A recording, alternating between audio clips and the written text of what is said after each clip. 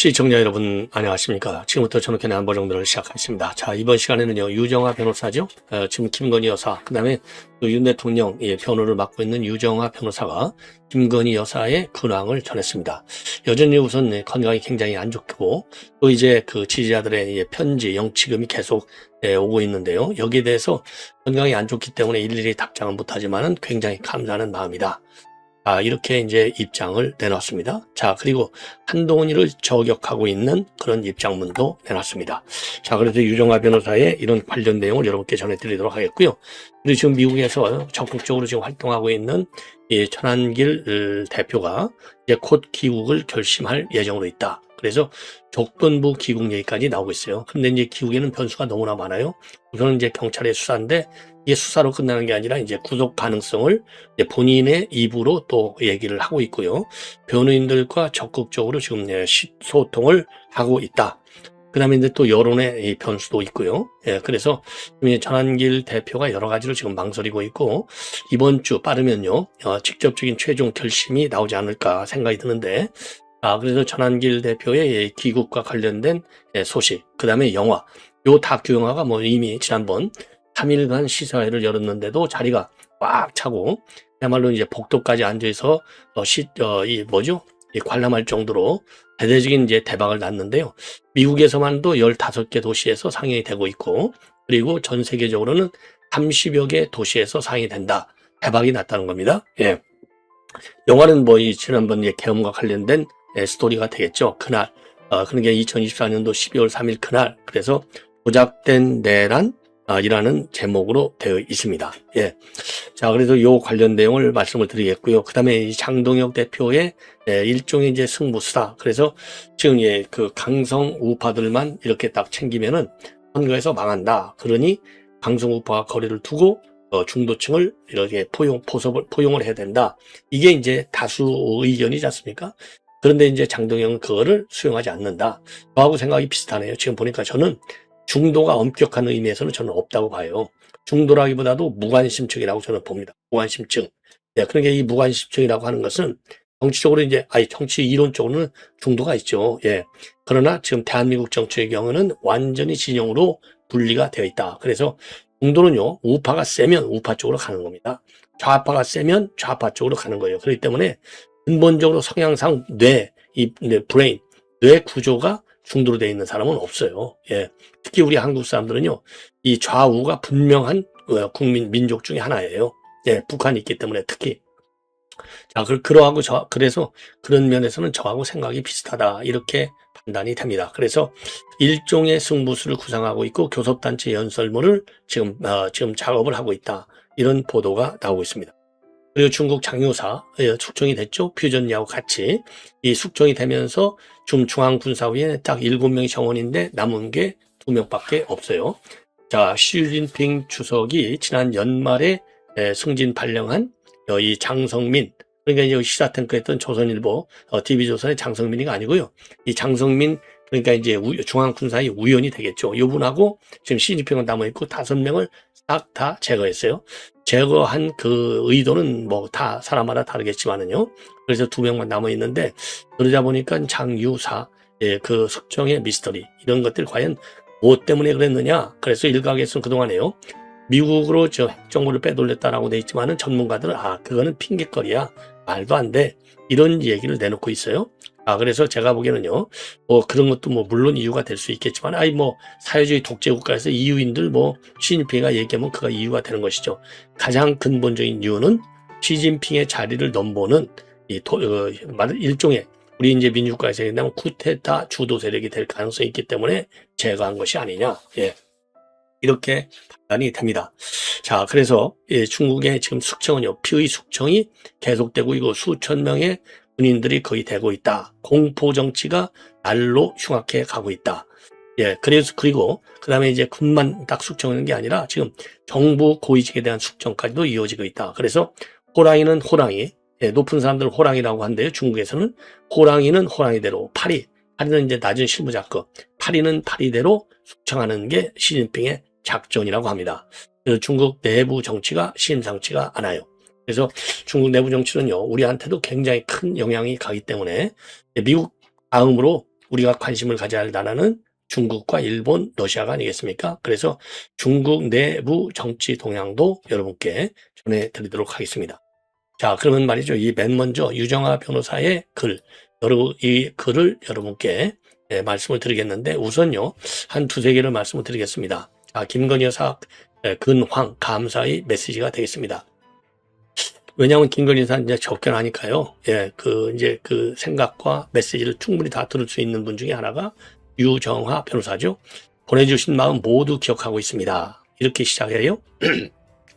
그래서 김 여사님을 접견할 때마다 여사님께서는 편지와 영치금을 보내주신 분들께 깊은 감사의 마음을 여러 차례 전해주고 계십니다. 여사님께서는 영치금과 함께 보내주시는 짧은 메시지와 이 편지, 기도 글을 읽으며 편지와 함께 보내주신 그 사람이나 그림이나 사진 등을 구치소 벽에 붙여두고 큰 우연으로 삼고 계신다고 합니다. 현재는 어지러움 증상 등 건강상의 이유로 일일이 답장을 드리지는 못하고 있지만은 보내주신 분들의 이름을 공책에 한 분 한 분 적어 기억하고 그 내용을 직접 접견실에 들고 오셔서 보여주시기도 합니다. 신경 써주시고 그 마음을 나눠주신 모든 분들께 여사님을 대신하여 진심으로 감사의 말씀을 전합니다. 민감한 시기인 만큼 일반 접견이나 건강상의 사정으로 답장을 드리지 못하는 점에 대해서도 너그러이 양해해 주시기를 부탁드립니다. 다시 한번 깊이 감사드립니다. 그리고 이번 이제 판결과 관련해서요, 유정아 변호사가 이제 또 내놓고 있습니다. 이번 판결과 관련해서 왜냐면 이제 재판장이 이제 한 내용이죠. 재판장이 한 내용, 그 한 말, 요거가 이제 오래오래 기억에 남는다. 그러니까 이제 권력을 가진 자나 권력을 갖지 않은 자나 똑같이 법 앞에서는 판단을 받아야 된다. 이런 취지의 발언이 감동을 줬다는 겁니다. 자, 그래서 28일 판결 선고를 마친 뒤 남부구치소에 들어가 김 여사님을 뵙고 나오는 길에 잠시 멈춰 서서야 비로소 요즘의 날씨가 정말로 춥다는 걸 느꼈다. 오늘 선거 초반 재판장님께서 남긴 말씀이 오래도록 남을 것 같다. 권력을 가진 자나 권력을 잃은 자나 모두 법 앞에서는 똑같이 판단받아야 한다는 취지였다. 너무도 당연한 말이다. 박근혜 대통령 탄핵 및 형사재판 때부터 무너진 원칙이 아니었나. 다만 그동안 윤석열 대통령 내분을 대리하며 가까운 자리에서 지켜봐온 사람으로서 그 짧은 문장은 이상하게도 위로가 되었다. 나는 요즘 이념이라는 이름으로 당연히 지켜져야 할 법의 원칙이 너무 쉽게 흔들리고 때로는 무너지는 현실이 이상하게 느껴진다. 이것이 과연 정상일까? 법이 먼저야 할 자리에서 해석과 평가는 언제부터 이념의 색으로 갈라지게 된 것일까?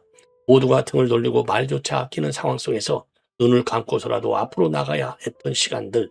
그런 와중에 오늘의 말은 적어도 법이라는 이름의 최소한의 온기가 남아있다는 것처럼 들렸다. 이 판결 이후 쏟아지는 수많은 비난들 또한 가볍게 받아들일 수 있는 것들이 아님을 안다. 그럼에도 불구하고 다시 묻게 된다. 이것이 과연 정상인지, 우리가 당연하게 여겨온 법의 자리는 지금 어디에 있는지, 오늘 선고된 1년 8개월은 아직 유보적인 의미를 가진 판단이기에 지금 이 자리에서 큰 논평을 하지는 않겠으나 다만 분명한 것은 이 시간과 주의 그리고 그 짧은 말 한마디가 오래 마음에 남을 것이라는 점이다. 여러분들 지금 이제 유정아 이 변호사 글 이 정도로 해서 이건 마치고요. 이번에는 이제 우리 전한길 대표 요 귀국과 관련된 내용이 되겠습니다. 트루스 데일리에서 단독으로 보도하고 있는 내용인데요. 귀국이 임박했다. 그래서 일단은 연기한 가운데 조건부 귀국 가능성이 주목이 된다. 그래서 경찰의 출석 요구, 지지층의 여론, 그리고 체류 변수가 맞물리면서 어치에 관심이 쏠리고 있을 수밖에 없다. 그리고 구속이 두렵지 않다는 이런 발언 속에서 귀국 시점과 관련해서는 변호사하고 조율을 하고 있다. 이런 취지의 기사가 되겠습니다. 자, 여러분들 지금 왜 그러냐면 제일 큰 게 말이죠. 제가 보기에는 이제 경찰의 수사도 수사지만은 체류 자격의 문제가 되겠습니다. 관광 비자로 되어 있어요. 벌써 이제 5달이 지났습니다. 그렇기 때문에 체류 비자, 관광 비자가 이제 끝나면 이게 이제 본인이야 이제 트럼프 대통령과 그다음에 미국 정부의 보호를 받고 있다. 그런 얘기를 한 바는 있습니다만은 미국 비자가 그렇게 만만치가 않다는 점도 하나의 큰 일종의 이제 고려사항이 되지 않을까. 그래서 전한길 대표가 최근에 말이죠. 본인의 SNS하고 유튜브를 통해서 결심을 섰다. 이렇게 하면서 귀국 입장문까지 준비했다고 합니다. 자, 그러면서 말이죠. 진짜 가려고 했는데 조금만 기다려달라고 하면서 귀국 연기를 선언했어요. 그러니까 귀국을 포기한 것은 아니고 조건부 귀국 가능성이 그래서 제기되는 겁니다. 예. 그리고 이제 논란의 중심에는요, 구속이 두렵다는 것은 아니다. 이 발언이거든요. 그러니까 이제 이 구속이라는 표현을 직접 쓴 이유는 그만큼 법적 리스크가 크다는 이런 것 아니겠습니까? 이미 전한길 대표 협박, 명예훼손, 내란 선동 이런 혐의로 고발된 상태이고 경찰의 출석 요구도 계속되고 있다. 다만요, 공직선거법 위반 사건과 같은 요 몇 가지 사건은 무혐의 처리가 됐다고 합니다. 자, 그리고 이제 주변에서는 이제 오라는 사람도 있고, 오지 말라는 사람도 있고, 그리고 이제 손현보 목사님하고도 통화를 했는데, 귀국하라고 하더라. 그래서 대통령 측 변호인단과 고문 변호사, 지인들도 모두 귀국을 원하고 있다고 전하고, 경찰 출석도 해야 되지 않겠느냐, 이런 뜻을 표명했다고 합니다. 예. 자, 그리고 뭐, 지지층의 여론도요, 지금 달래져요. 일부에서는 들어오라고 그러고, 일부에서는 지금 귀국 시에는 구속 가능성이 있으니 들어오지 말라고도 한다. 근데 이제 일부에서는 수사에 정면 대응한 것이 오히려 정치적 부담을 줄일 수 있다. 이런 얘기도 나오고 있다고 합니다. 자, 그리고 이제 정치적 메시지도 선택에 영향을 줄 가능성이 크다. 그리고 자유한길단 결성, 자유파출소 개설 계획, 그다음에 다큐 영화 개봉 이런 구상도 공개하고 있어요. 예. 자, 그래서 이 영화와 관련해서는 대대적인 지금 성공 스토리가 나오고 있다고 합니다. 자, 그래서 이미 여러분께 말씀을 드린 대로 전 세계적으로 이제 본다면요. 세계적으로 본다면 지금 한 30여 개국에서 상영되고 있거나 아니면 상영을 준비 중에 있다고 합니다. 그리고 단체 그 영상 상영은 최소 100명 이상이라야만 가능하다고 합니다. 자, 그래서 지금 이제 심의가 진행 중에 있다는 거예요. 만약에 이제 심의에서 통과하지 못하면 넷플릭스라든가 유튜브를 통해서 본격적으로 공개할 예정이라고 합니다. 예, 예정이라고 해요. 자, 그래서 이제 귀국할 경우에는 윤 대통령을 변호하고 국민의힘 전당대회에서 친윤 세력을 지원하고 그리고 부정선거 운동은 계속한다. 이런 계획을 가지고 있고요. 그리고 지금 현재 미국 내에서만도 한 15개 도시, 그래서 시애틀, 뉴욕, 로스앤젤레스, 미네소타 이런 데서 지금 돌고 있고요. 좀 상영이 되고 있고 전 세계적으로 따지면은 한 30개 도시에서 지금 그 영화를 상영하고 있거나 상영할 예정으로 있다고 합니다. 그러니까 이제 어마어마하게 성공을 거두고 있는 거예요. 그래서 이 빡빡하게 차는 요 지금 상황이라고 해요. 자, 그래서 이거 이제 그 나라들을 보면은요, 뉴욕, LA, 시애틀 등 15개 이상의 도시고, 그 다음에 세계적으로는 30여 개 도시인데, 캐나다, 호주, 뉴질랜드, 영국. 예. 자, 그래서 1월 말부터, 지금 이제 이 상영이 본격화되고 있다. 이렇게 말씀을 드립니다. 자, 그 다음에는 이제, 이 장동혁 대표 얘기를 먼저 하고, 여러분께, 지금 이제 장유사, 중국 얘기를 하겠습니다. 자, 그래서 이 장동혁 대표는 일종의 이제 승부수를 띄우고 있다는 겁니다. 예, 우측 깜빡이를 켰다. 공도 함정에 빠지면 안 된다. 예, 그래서 승부수를 띄웠고 2월 4일 교섭단체 연설을 통해서 그리고 당헌 당규 정강 개정도 추진하고 있다. 이렇게 이제 얘기를 압축할 수 있어요. 자, 그래서 통상적으로 강성 보수층하고 거리를 두고 외연을 확장하라라고 하지만은 당 운영의 초점을 보수 대결집에 맞추고 있다고 합니다. 그래서 실체가 불분명하면 중도라는 함정에 빠지면 안 된다. 6.3 지방선거 승리를 위해서는 강력한 결집을 통해서 외연을 확장하는 게 우선이다. 이런 승부수를 검토 중에 있다는 겁니다. 그래서 당 특위에서 진행 중인 당헌 당규 개정도 우클릭의 방침에 찍혀 있다고 그래요. 그래서 설 연휴 전 공개되는 새 당헌 당규에는 단업화, 반공 이런 보수의 정체성을 강조하는 키워드가 대거 포함되고 김종인이가 집어넣었던 기본소득 조항은 삭제가 유력하다. 자, 그리고 이제 기존 정치문법 하에서 외연 확정이라고 하는 것은 중도층을 포섭하고 강성 색채를 지우는 걸 의미하지만은 장 대표의 경우에는요, 우측 깜빡이를 켠 채 외연 확장에 나서겠다. 그래서 그러다 보니까 지금 이제 여기에 반대하는 목소리도 물론 크고 대표적인 게 이제 오세훈이 이준석이 이런 인간들이잖아요. 예. 자, 그리고 그러면 장 대표가 왜 이런 강성하고 거리두고 중도층을 보호하는 통상적인 문법을 강조하느냐, 그거를 배척하느냐, 중도가 허상이라고 합니다. 그래서 보수 결집을 외칠 수밖에 없다는 거예요. 그리고 그래서 무턱대고 중도층을 잡아야 한다거나 보수 색채를 줄여야 한다고 하는데, 그랬다가는 기존 보수층마저 등을 돌릴 것이다. 아직 국민의힘의 마음을 열지 않은 보수층부터 결집하는 게 우선이다. 예. 그리고 또 보수가 단단하게 뭉쳐서 정부 여당을 견제해야 비로소 국민이 관심을 갖기 시작할 것이고, 그래야 지지율도 상승할 수 있다. 이런 이 뭐라 그럴까요? 이런 이 프레임을 갖고 있다는 거예요. 그리고 이런 보수 결집과 함께 청년, 호남, 노동계 이런 취약 분야에 대한 말하자면 정책도 발전시킬 예정으로 있다고 합니다. 그래서 이번 주 발표할 노동특보에는 노동계 출신 인사들을 내정하고 한국노총도 방문할 예정으로 있고요. 호남의 에너지 데이터와 같은 미래 산업을 집중 투자하는 전략도 마련 중에 있고, 외연 확장은 급격한 방향 전환이나 뜬금없는 인물과의 연대가 아닌 정책과 진정성으로 승부하는 것이다. 제가 그랬잖아요. 중도층 오는 것은 정책을 보고 제대로 딱 되어 있으면 그야말로 국가의 미래, 그 다음에 정말 이 진보 정책의 위험성 이런 거가 이제 기본이 돼야 되겠죠. 그럴 경우에는 이런 정책을 통해서 중도층은 오게 되어 있다. 저도 이제 그렇게 여러 번 주장을 했는데, 지금 지금 분위기도 그렇게 가는 것 같습니다. 자, 마지막으로요, 지금 이 시진핑, 그야말로 이 숙청과 관련된 내용을 말씀을 드리겠는데, 숙청, 장유사에 이어서 지금 고위 관료, 호랑이 2명을 숙청했다. 이런 보도를 중국 CCTV가 공식적으로 발표하고 있습니다. 그래서 당정군 고위인사에 대한 반부패 드라이브가 속도를 내고 있고, 공포정치, 피의 정치가 불가피하다. 이렇게 평가할 수 있는 대목이 되는데, 이번에 숙청된 사람은요, 국가재난대응을 총괄하는 응급관리부 수장. 그러니까 이제 우리도 하면 재해대책본부 같은 거죠. 응급관리부 수장이니까 이제 왕샹시 장관입니다. 왕샹시 부장입니다. 64세. 심각한 규율 위반 및 법률 위반 혐의로 조사를 받고 있다. 밝혔어요. 그런데 왕샹시는 누구냐면 후베이성 출신입니다. 그래서 대형 국유에너지 기업인 국가에너지투자그룹 이사장을 지냈고, 2022년도에 응급관리부장, 재해대책본부장에 올라간 거예요.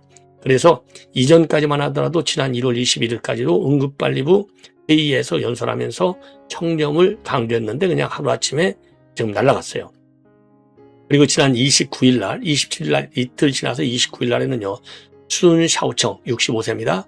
전인대 사회건설위원회 부주임 의원입니다. 그러니까 이제 차관급쯤 되죠. 기율 위반 조사를 받고 있다고 중국 당국이 밝혔어요.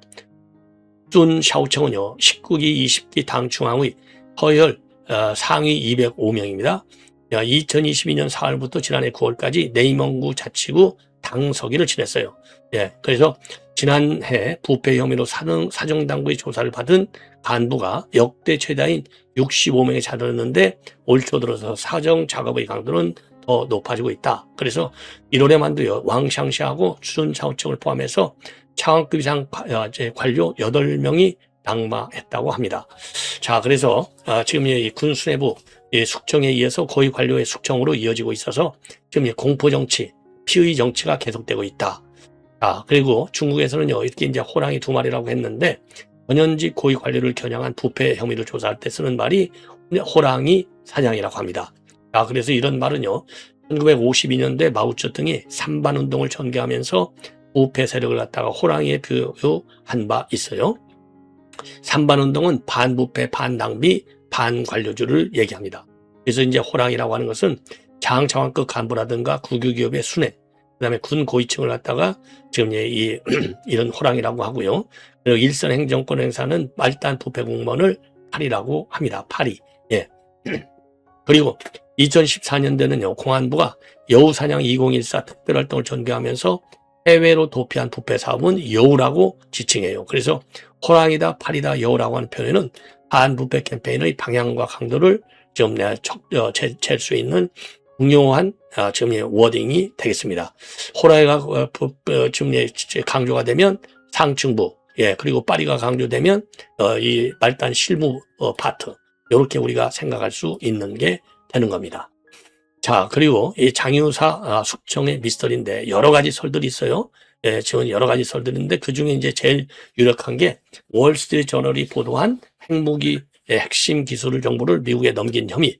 자, 이게 이제 지금 이제 유력한 이유 중에 이제 하나로 되어 있고, 그러면 이런 단서는 어디서 포착했냐면 중국 핵 프로그램을 총괄하는 국유기업 중국 핵공유 집단공사 구진 전 사장을 조사하는 과정에서 단서가 포착됐다고 합니다.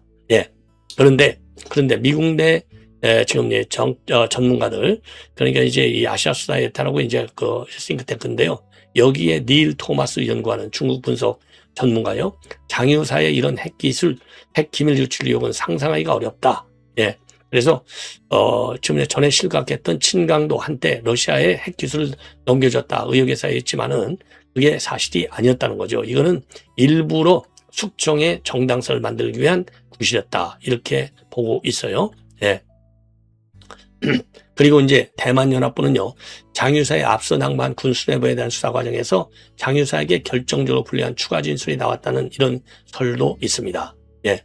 자, 그리고 2024년도에 야오화 정지공작부 주임, 2025년도에 허웨이 등 군사의 부주석의 숙청, 그리고 장유사, 이런 것들이 결국 장유사의 비리를 고발하는 진술로 이어졌다, 이런 해석도 있고요.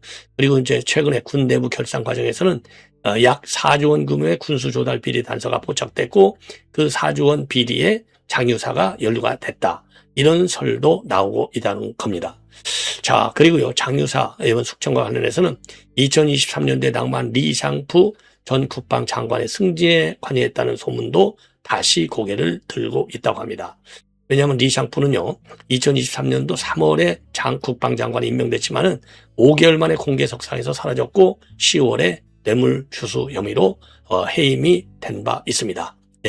그리고 이제 중앙군사위는요, 26일 날 시진핑 사상을 강조하는 군대 당 조직 선거무 규정을 발표하고 2월 1일부터 시행에 들어갔는데, 이거는 이제 군 통제를 강화하겠다는 시진핑의 의견이 반영된 것이다. 그리고 말이죠, 지금 장유사를 비롯해서 50여 명의 50여 명의 요 숙청설, 또 수천 명의 숙청설, 이런 다양한 숙청설들이 지금 나오고 있어요. 이걸 보면 그만큼 시진핑 체제가 지금 완전히 숙청 정치로 지금 돌진하고 있는 이런 상황이 아니냐. 그래서 중국 정치 동향을 여러분께 계속해서 설명을 드리도록 하겠습니다. 자, 이 숙청의 가장 큰 원인은요, 제가 보기에는 우선 본인의 정치적인 이 권력, 정치 권력에 도전하는 세력, 장유사 세력이 제일 세다, 이거 아니에요? 그 다음에는 바로 뭐냐? 이거는 바로 뭐냐? 2027년도에 예상되는 4연임, 여기에 쐐기를 박으려고 하는 시진핑의 작전의 일환이 아닌가. 그래서 그야말로 이제 파리까지 다 잡아들이는 것이 아닌가 생각이 듭니다. 시청자 여러분, 이렇게 해서 본 방송을 마치겠습니다. 대단히 고맙습니다.